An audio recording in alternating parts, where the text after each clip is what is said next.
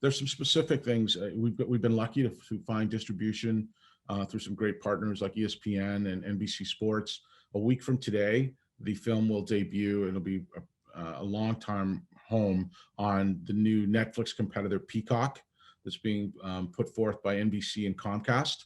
So it will be on Peacock on the free tier and on the pay tier. And we're working closely with a number of partners, Kim and her team, to get a curriculum that we've built specifically, that's been built with us, a curriculum that is very detailed, and it is very useful in asking the hard questions. We've built a social justice film that is disguised as a sports film so that people will consume it, right? And then from that, the mountains that Willie climbed, over so many years and just never gave up. His approach to life and the lessons that can be drawn from that are in that curriculum. That curriculum is being made available digitally for free. So we say, here, teachers, this is for you and any educator, whether it's a teacher or whether it's a mom or dad at the dinner table. Here's some questions and some things that you can talk about your young people with your young people, regardless of what color anyone is, and you can shed light on this area. And then because we're putting it on Peacock, one of the places on Peacock is the free tier. It'll be available on any device for any young person to watch without charge. It's going to have commercials, but it will be free. So it's a tool that we hope to get. We're working closely to get it into 12,000 schools over the next few years. And to Kim's point on accountability, we welcome that accountability. Rather than just the personal stories and complaining and being upset about the state of the world, we're doing our damnedest to do something about it, and we're going to continue to.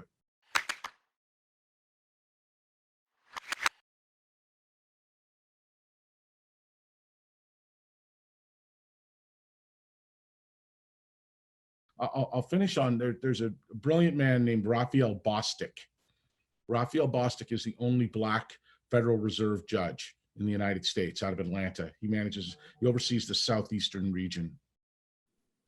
And he wrote a piece recently, right after George Floyd, about the lost opportunity by not educating people of color, by not providing opportunity, by oppressing and keeping people pushed down. It is billions and billions of dollars per year that could be flowing into this economy, that could be flowing into this country and helping pull people up out of situations that are incredibly difficult, that again have been built with in insidious intent. So I encourage everyone to read that piece by Raphael Bostic. Do the work. Read The Warmth of Other Suns. Read Just Mercy. Read The New Jim Crow, and read The Color of Law. If as Black people, if we don't know those lessons, then we're perpetuating a trope and a stereotype of not doing the work.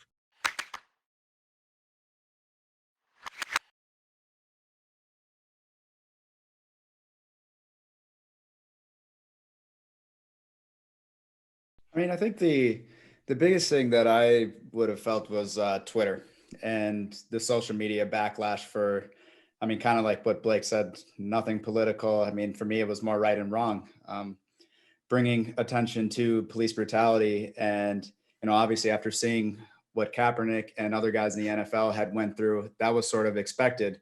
From the team standpoint, I let my team know, the ownership and staff, that I was going to do it prior. So it wasn't a shock to them. I think, they all respected the right to do it. And, I worked really, really hard with Jeff Vinik afterwards to, come up with ways that, I can make, tangible change, in the Tampa Bay area.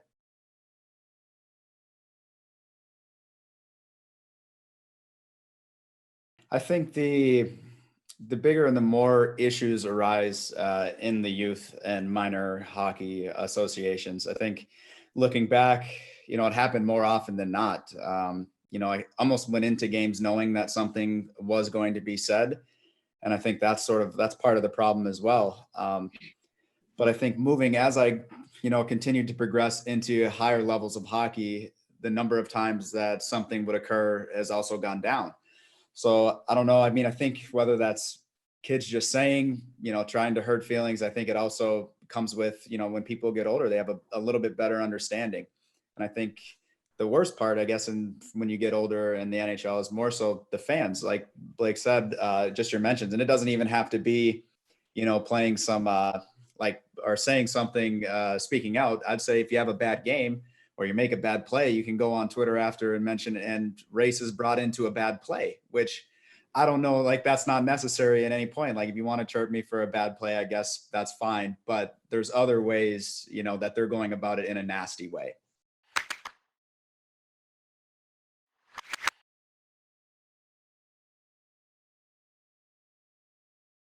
I sat with it for a few days, and I just kind of was steaming about it. My wife and I, every day we'd wake up and we just felt it just felt wrong. Things just didn't feel right. And I think it was something that we both just needed to get out and kind of have it be known that, this is where I stand on this. And I don't think this has anything to do with politics. This has nothing to do with which side of the political spectrum you fall on.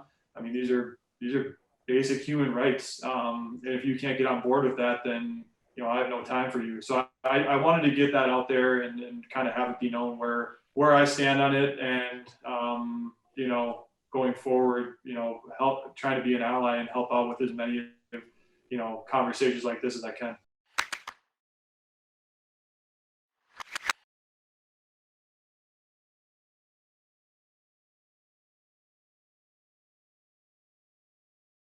And I think that's such an important way to ground people in taking action, is to understand, the data doesn't lie. If you look at, as an example, the experiences that women have with being on corporate boards, and it's about 19, almost 20% of women on corporate boards. But when you look at women of color, it drops to 3%.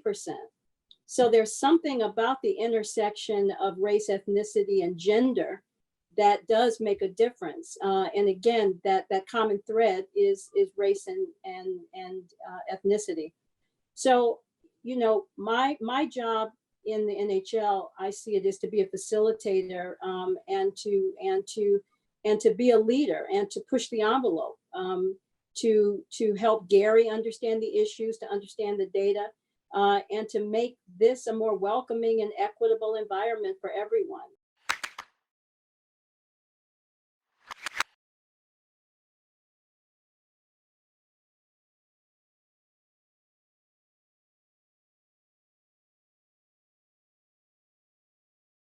Yeah, I think what's amazing is just how open they are.